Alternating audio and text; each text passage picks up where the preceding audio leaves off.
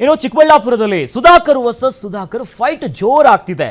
MC ಸುಧಾಕರ್ಗೆ ದೊಣ್ಣೆ ನಾಯಕ ಅನ್ನೋದಾಗಿ ಕೆ ಸುಧಾಕರ್ ಅವರು ಹೇಳಿದ್ದಾರೆ. ವಿಶೇಷ ಚೇತನರಿಗೆ ನೀಡಬೇಕಾಗಿರುವಂತಹ ಸವಲತ್ತನ್ನ ತಡೆದಿದ್ದಾರೆ. ಅಷ್ಟೇ ಅಲ್ಲ, ಕೇಂದ್ರದ ಅನುದಾನದಡಿ ನೀಡುವಂತಹ ಸವಲತ್ತು ಈಗ ವಿತರಣೆ ಮಾಡ್ತಿಲ್ಲ.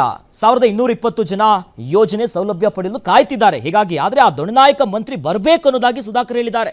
ದುಡ್ಡು ಕೊಟ್ಟಿರೋದು ಒಂದು ಕೇಂದ್ರ, ಇನ್ನು ಯೋಜನೆ ತಂದಿರೋದು ಕೇಂದ್ರ. ಇಲಾಖೆಯವರನ್ನ ಕೇಳಿದ್ರೆ ಈಗ ಮಂತ್ರಿನೂ ಇಲ್ಲ, ಶಾಸಕರು ಇಲ್ಲ. ಹೀಗಾಗಿ ಸಚಿವ ಎಂಸಿ ಸುಧಾಕರ್ ವಿರುದ್ಧ ನೇರವಾಗಿ ಸಂಸದರಿಗೆ ಕಿಡಿಕಾರಿರೋದು. ಇವತ್ತು ಒಟ್ಟಿನಲ್ಲಿ ಈಗ ಸುಧಾಕರ್ ವರ್ಸಸ್ ಸುಧಾಕರ್ ಫೈಟ್ ಆಗ್ತಿದೆ ಚಿಕ್ಕಬಳ್ಳಾಪುರದಲ್ಲಿ.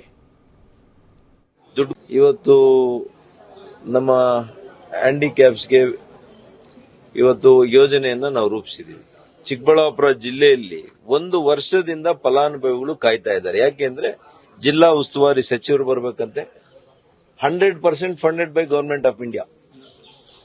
ಎಷ್ಟು ಜನ ಇರೋದು ಫಲಾನುಭವಿಗಳು? 1220 ಜನ ಈ ದೊಣ್ಣೆ ನಾಯಕ ಮಂತ್ರಿ ಬರಬೇಕು ಅಂತೇಳಿ ಅವ್ರು ಕಾಯ್ತಾ ಇದ್ದಾರೆ 1 ವರ್ಷ. ಇಂಥದನ್ನ ಕೇಳಲ್ಲ ನೀವು. ರಾಜ್ಯ ಸರ್ಕಾರ ಇದೇ ಒಂದು ದುಡ್ಡು ಕೊಟ್ಟಿದ್ದು ಕೇಂದ್ರ ಸರ್ಕಾರ, ಯೋಜನೆ ಮಾಡಿಸಿರೋದು ಕೇಂದ್ರ ಸರ್ಕಾರ. ಅವರು ಬರುವಾಗ ಇವರಿಗೆ ಹೋಗುವಂತ ಸೌಜನ್ಯ ಇರ್ಬೇಕಲ್ಲ. 1 ವರ್ಷ ಮೇಲಾಗಿದೆ ಇವತ್ತು ಫಲಾನುಭವಿಗಳನ್ನ ಆಯ್ಕೆ ಮಾಡಿ ಅಲಾಮ್ಕೋಯಿಂದ. ಮಂತ್ರಿ ಇಲ್ಲ, ಶಾಸಕರಿಲ್ಲ, ಬೇಕು ಅಂತ. ಮತ್ತು ಡೇಟ್ ಯಾವಾಗ ಕೊಡ್ತಾರೆ? MP ಸದನದಲ್ಲಿ ಇರಬೇಕು, ಲೋಕಸಭೆಯಲ್ಲಿದ್ದಾಗ ಡೇಟ್ ಕೊಡ್ತಾರೆ. ಅವ್ರು ಬರಬಾರದು ಅಂತೇಳಿ ಈ ತರ ನಡೀತಾ ಇದೆ ಇಲ್ಲಿ ಕಾಂಗ್ರೆಸ್ ಸರ್ಕಾರದ. ಇವತ್ತು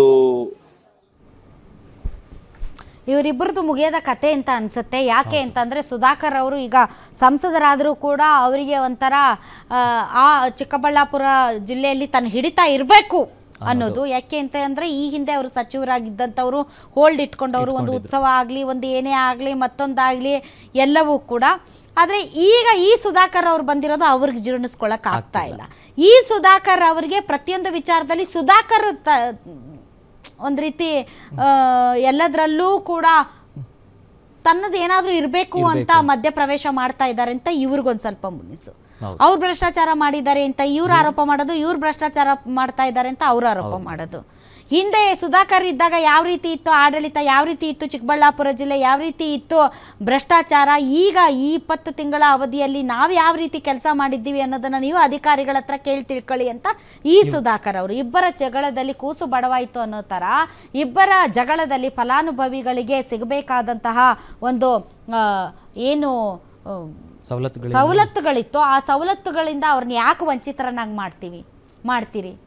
ನಿಮಗೆ ಜಿಲ್ಲೆಗಳಲ್ಲಿ ಹಿಡಿತಾ ಬೇಕು, ನಿಮಗೆ ಅಲ್ಲಿ ರಾಜಕೀಯದಲ್ಲಿ ದೊಡ್ಡ ಮನುಷ್ಯ ಅನ್ಸ್ಕೊಳ್ಬೇಕು ಅನ್ನುವಂಥ ನಿಮ್ಮೊಬ್ಬರ ನಡುವಿನ ಜಗಳದಲ್ಲಿ ಅಲ್ಲಿನ ಜನರಿಗೆ ಯಾಕೆ ತೊಂದರೆ ಕೊಡ್ತೀರಿ ನೀವು? ಸರ್ಕಾರ, ಕೇಂದ್ರ ಸರ್ಕಾರದ ಸವಲತ್ತುಗಳು, ರಾಜ್ಯ ಸರ್ಕಾರದ ಸವಲತ್ತುಗಳು ಫಲಾನುಭವಿಗಳಿಗೆ ಸಿಗಬೇಕು. ಫಲಾನುಭವಿಗಳನ್ನ ಗುರುತಿಸಿದ್ದೀರಾ ಅಂತಂದರೆ ಕೊಡಿ, ಯಾರಾದರೂ ಒಬ್ಬರು.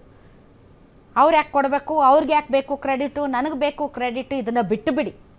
ನಿಮ್ದು ಇದೇ ರೋಗ ಆಗೋಯ್ತು. ಏನು ಜಿಲ್ಲೆಗಳು ಇವ್ರ ಅಪ್ಪನ ಮನೆ ಆಸ್ತಿ. ಯಾರು ಜಿಲ್ಲಾ ಉಸ್ತುವಾರಿ ಸಚಿವರಾಗಿರ್ತಾರೆ ಅವ್ರೇನು ಟೆಂಡ್ರು ಗುತ್ತಿಗೆ ತಗೊಂಡ್ಬಿಟ್ಟಿರ್ತಾರೆ ಆ ಜಿಲ್ಲೆನ, ನನ್ನನ್ನು ಬಿಟ್ಟು ಬೇರೆ ಯಾರು ಬರಬಾರ್ದು ಅಂತ. ಹೊಸದಾಗಿ ಬಂದಿರುವಂತಹ ಸಚಿವರು ಕೂಡ ನಂದೇ ಎಲ್ಲ ಆಗಬೇಕು ಅಂತ ಅಲ್ಲ, ಎಲ್ಲರೂ ಒಟ್ಟಿಗೆ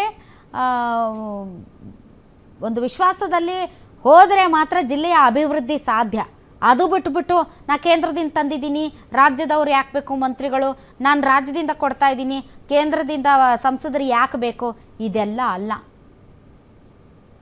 ಇದೆಲ್ಲ ಮಾಡಿದರೆ ಜನರಿಗೆ ತೊಂದರೆ ಆಗುತ್ತೆ ಹೊರತು ನಿಮ್ಮ ಹಠಕ್ಕೆ ಬಿದ್ದು ನಿಮ್ಮ ಅಹಂಕಾರಗಳಿಗೆ ಜನರನ್ನ ಬಲಿ ಮಾಡಬೇಡಿ ದಯವಿಟ್ಟು. ಇದೆಲ್ಲ ಜಿಲ್ಲೆಗಳಲ್ಲಿ ಇದು ನಡೀತಾ ಇದೆ. ಸೊ BJP ಮತ್ತು ಕಾಂಗ್ರೆಸ್ ನಡುವೆ ಸಮನ್ವಯತೆ ಬೇಕು. ನೋಡಿ, ನಮ್ಮ ಕುಮಾರಸ್ವಾಮಿ ಅವರು ಎಲ್ಲ ಕಡೆ ಹೋಗ್ತಾರೆ, ರವಿ ಗಾಣಿಗೆ ಅವ್ರ ಕಾಲು ಬೀಳಲಿಲ್ವಾ? ಸೊ ಇಂತಹ ಒಂದು ನಡೆನ ಅನುಸರಿಸಬೇಕೇ ಹೊರತು ಅದನ್ನು ಬಿಟ್ಬಿಟ್ಟು ನಾನು ಹೆಚ್ಚಾ, ನೀನು ಹೆಚ್ಚಾ, ನನಗೆ ಕ್ರೆಡಿಟ್ ಸಿಗುತ್ತಾ, ನಿನಗೆ ಕ್ರೆಡಿಟ್ ಸಿಗುತ್ತಾ. ಆಮೇಲೆ ಸುಧಾಕರ್ ಅವರು, ಇವರು MC ಸುಧಾಕರ್ ಅವರು ಒಂದು ಸ್ವಲ್ಪ ಅವರು ಆ ಮೂಡಿಂದ ಹೊರಗಡೆ ಬರಬೇಕು. ತಾನು ಸಂಸದರು ಅನ್ನೋದನ್ನು ಅವರು ತಿಳ್ಕೋಬೇಕು, ಇಲ್ದಿದ್ರೆ ಕಷ್ಟ ಆಗುತ್ತೆ. ಮುಂದಕ್ಕೋಣ, ಕ್ಷೇತ್ರ ಸುಧಾರಿಸಿದ್ರೆ ಸಾಕು. ವಿಜಯದಶಮಿಗೆ ರಾಜ್ಯ ರಾಜಕಾರಣದಲ್ಲಿ ಹೊಸ ಕ್ರಾಂತಿ ಆಗುವಂತಹ ಸಾಧ್ಯತೆ ಇದೆ. ಆ ಕ್ರಾಂತಿಯನ್ನು ತರುವವರು ಬೇರಾರು ಅಲ್ಲ, ಹಿಂದೂ ಹುಲಿ, ಹಿಂದೂ ಫೈರ್ ಬ್ರ್ಯಾಂಡ್ ಬಸವನಗೌಡ ಪಾಟೀಲ್ ಯತ್ನಾಳ್ ಕಾಂಗ್ರೆಸ್ ಮತ್ತು ಬಿಜೆಪಿಗೆ ಟಕ್ಕರ್ ಕೊಡೋದಕ್ಕೆ ಯತ್ನಾಳ್ ಅವರು ಈಗ ರೆಡಿ ಆಗಿದ್ದಾರೆ. ಓಪನ್ ಚಾಲೆಂಜ್ ಹಾಕಿದ್ದಾರೆ. ವಿಜಯೇಂದ್ರ ರಾಜ್ಯಾಧ್ಯಕ್ಷರಾಗಿ ಮುಂದುವರೆದ್ರೆ ನಾನು ಹೊಸ ಪಕ್ಷ ಕಟ್ತೀನಿ, ನಾವು ಹಿಂದುತ್ವ ಮತ್ತು ಅಭಿವೃದ್ಧಿಯ ಹೆಸರಲ್ಲಿ ಹೊಸ ಪಕ್ಷ ಕಟ್ತೇವೆ ಅಂತ ಬಿಎಸ್ವೈ ಕುಟುಂಬದ ವಿರುದ್ಧ ಯತ್ನಾಳ್ ಕೆಂಡ ಕಾರಿದ್ದಾರೆ. ಅಲ್ಲದೆ ಅಮಿತ್ ಶಾ ಬೆಂಗಳೂರಿಗೆ ಬಂದಿದ್ದಾಗ ವಿಜಯೇಂದ್ರ ಬೆಂಗಳೂರಿಗೆ ಬಂದಿದ್ರು. ಆಗ ಯತ್ನಾಳ್ರನ್ನ ಪಕ್ಷದಿಂದ ಉಚ್ಚಾಟನೆ ಮಾಡಿದ್ದು ಪಕ್ಷಕ್ಕೆ ದೊಡ್ಡ ಬ್ಲಂಡರ್ ಅಂತ ವಿಜಯೇಂದ್ರಗೆ ಕ್ಲಾಸ್ ತಗೊಂಡಿದ್ದಾರೆ. ಈ ವಿಚಾರವನ್ನ ಕೇಂದ್ರ ಸಚಿವರೊಬ್ಬರು ಹೇಳಿದ್ರು ಅಂತ ಸ್ಫೋಟಕ ಹೇಳಿಕೆಯನ್ನ ಕೊಟ್ಟಿದ್ದಾರೆ. ಯಾಕೆ ಅನೌನ್ಸ್ ಆಗಲ್ಲ? ನಾಗಾಲ್ಯಾಂಡ್, ಮಿಜೋರಾಂ, ಸಿಕ್ಕಿಂ ಬಿಜೆಪಿ ಅಧ್ಯಕ್ಷರಾದ್ರು. ಯಾರು ಉಳ್ದವನ್ ಹೇಳ್ರಪ್ಪ, ಯಾವ ರಾಜ್ಯ? ಗುಜರಾತ್ ಒಂದಾಗಿಲ್ಲತ್ತ, ಉತ್ತರ ಪ್ರದೇಶ ಆಗಿಲ್ಲ, ಕರ್ನಾಟಕ ಆಗಿಲ್ಲ. ಕರ್ನಾಟಕ ಅಂದ್ರೆ ಏನು? ಇಡೀ ದಕ್ಷಿಣ ಭಾರತದಲ್ಲೇ ಕರ್ನಾಟಕದಾಗ ಏನಾರೇ ಅಧಿಕಾರಕ್ಕೆ ಬರುವಂತ ಒಂದು ಒಳ್ಳೆಯ ಬಿಜೆಪಿಯ ಭದ್ರಕೋಟೆ. ಇಲ್ಲಿ ಒಬ್ಬ ಅಧ್ಯಕ್ಷನ ಮಾಡೋಷ್ಟು ಇಟ್ಟು ಗೊಂದಲ ಯಾಕಾಗೈತಂದ್ರ, ಯಾರೂ ವಿಜೇಂದ್ರದಿಂದ ಇಲ್ಲ, ಕೇವಲ ಚಿಳ್ಳಿ ಮಿಳ್ಳಿ ಅದಾವು, ಸಂಖ್ಯಾ ಬಾಳೆ ಮಳ್ಳೆ ಅಂತ ಹೇಳಿ ಒಂದು 4-5 ಅದಾವು.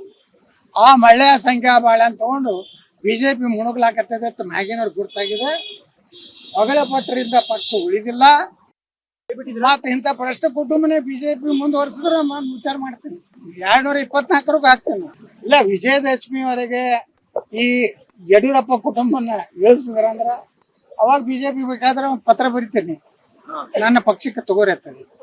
ಈಗ ಮನೆ ಪತ್ರ ಬರ್ತೀನಿ ಅನ್ನೋದು ಬಹಳ ಶುದ್ಧ ಸುಳ್ಳು, 100ಕ್ಕೆ 100 ಸುಳ್ಳು. ಅವಾಗ ಬರೀತೀನಿ.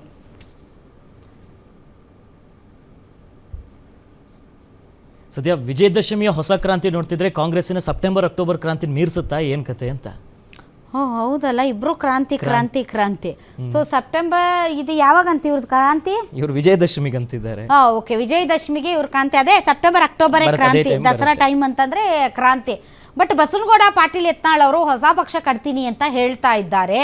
ಸೊ ಹೊಸ ಪಕ್ಷವನ್ನ ಕಟ್ಟಿ 224 ಕ್ಷೇತ್ರಗಳಲ್ಲೂ ಕೂಡ ಅಭ್ಯರ್ಥಿಗಳನ್ನ ಹಾಕಿ ಈ ರಾಜ್ಯದಲ್ಲಿ ಬಿಜೆಪಿ ಪಕ್ಷವನ್ನ ಕಟ್ಟಿ ಹಾಕುವಷ್ಟರ ಮಟ್ಟಿಗೆ ಶಕ್ತಿ ಸಾಮರ್ಥ್ಯಗಳು ಬಸವನಗೌಡ ಪಾಟೀಲ್ ಯತ್ನಾಳ್ ಅವರಿಗೆ ಇದೆಯಾ? ಅದು ಈಗ ಅತಿ ದೊಡ್ಡ ಪ್ರಶ್ನೆ.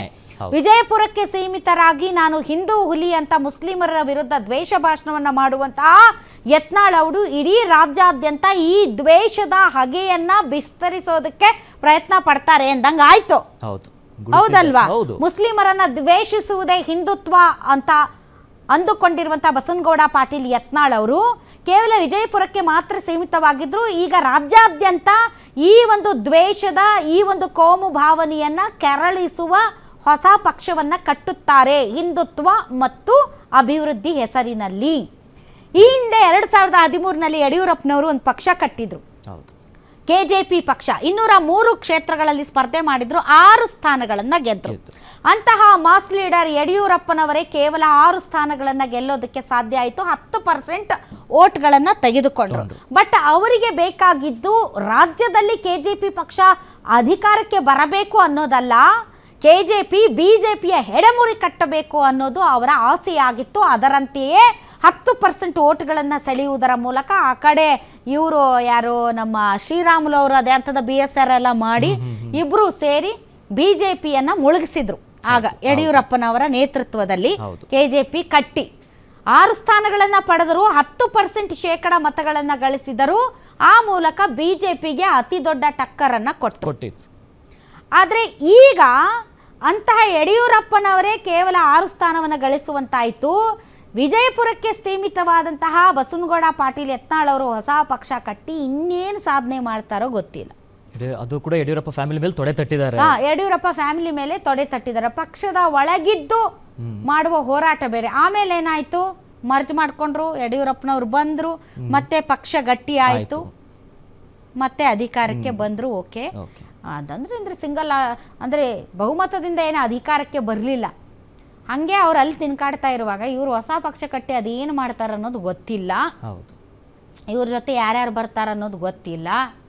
ಈಗ ಯಾರು ಈ ರೆಬಲ್ಸ್ ಟೀಮ್ ಇದೆ ಬಿಜೆಪಿಯಲ್ಲಿ, ಅವ್ರೇನಾದ್ರೂ ಇವ್ರ ಜೊತೆ ಹೋಗ್ತಾರ ಗೊತ್ತಿಲ್ಲ. ಬಟ್ ಒಂದಂತೂ ಸತ್ಯ, ಇಟ್ಸ್ ಜಸ್ಟ್ ಇವರಿಗೆ ವಿಜಯೇಂದ್ರ ಮತ್ತು ಯಡಿಯೂರಪ್ಪನವರ ಮೇಲೆ ಇರುವಂತಹ ಕೋಪಕ್ಕೆ ಬಸವನಗೌಡ ಪಾಟೀಲ್ ಯತ್ನಾಳ್ ಅವರು ತಮ್ಮ ರಾಜಕೀಯಕ್ಕೆ ಅತಿ ದೊಡ್ಡ ಹೊಡೆತ ಕೊಟ್ಕೋತಾ ಇದ್ದಾರೆ ಅಂತ ಅನ್ಸುತ್ತೆ.